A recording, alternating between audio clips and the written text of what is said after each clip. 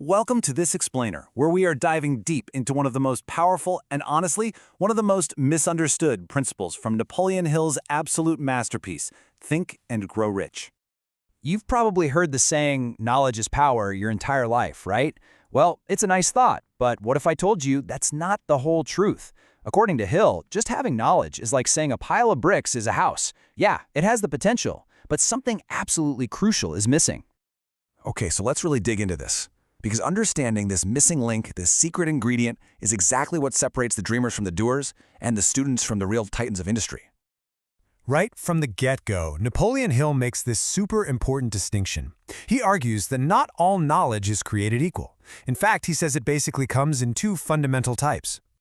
So on one hand, you've got general knowledge. Think about it. Our universities are absolutely filled with it. It's vast, it's fascinating, but a lot of the time, it's not directly useful for building wealth. I mean, you have brilliant professors with incredible general knowledge who have very little money.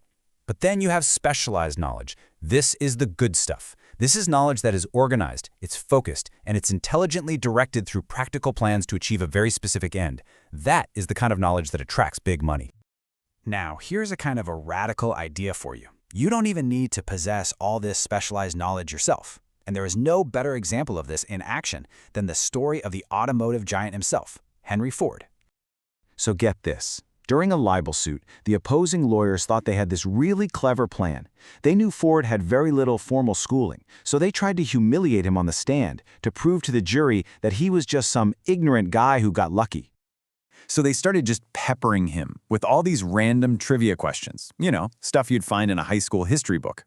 They just assumed that his lack of a fancy degree meant a lack of real intelligence. Well, Ford finally got fed up, and he just turned the tables completely.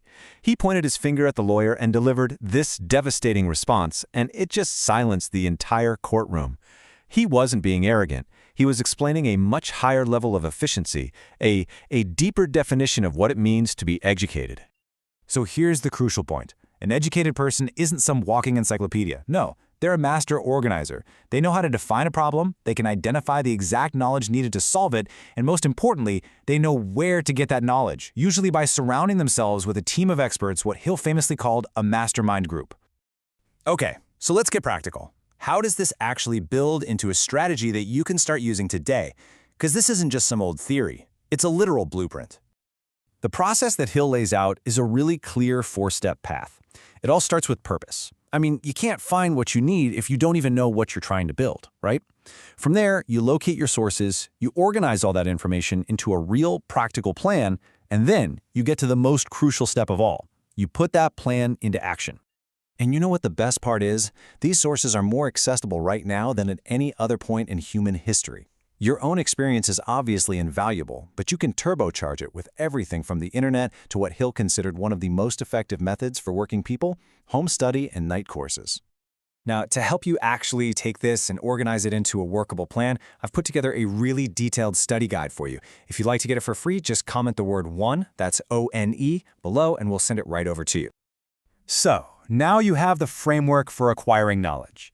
But remember, knowledge by itself is still just an ingredient. The catalyst, the spark that really turns it into a fortune, is your imagination.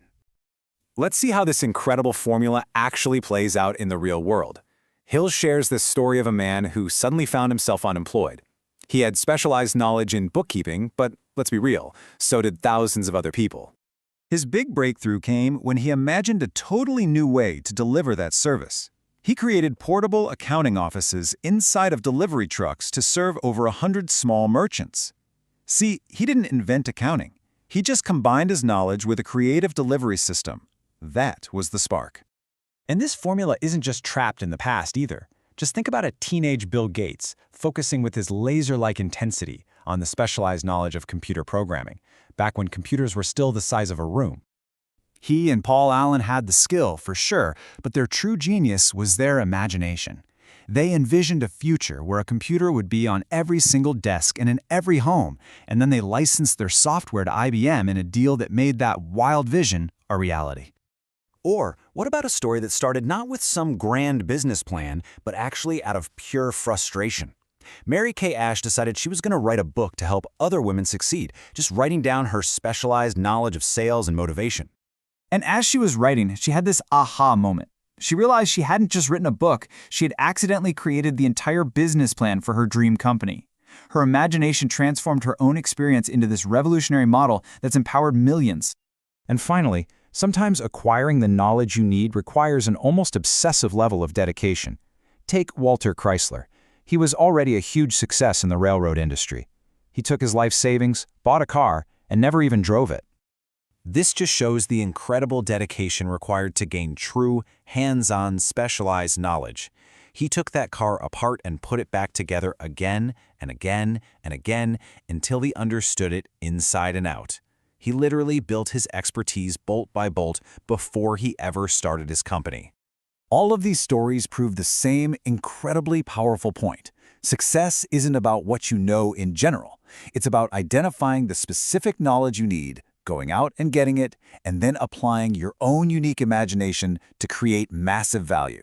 So, you have the formula. The only question is, what will you build with it? Look, this principle of specialized knowledge is an absolute game changer, but it's only the 4th step out of 13.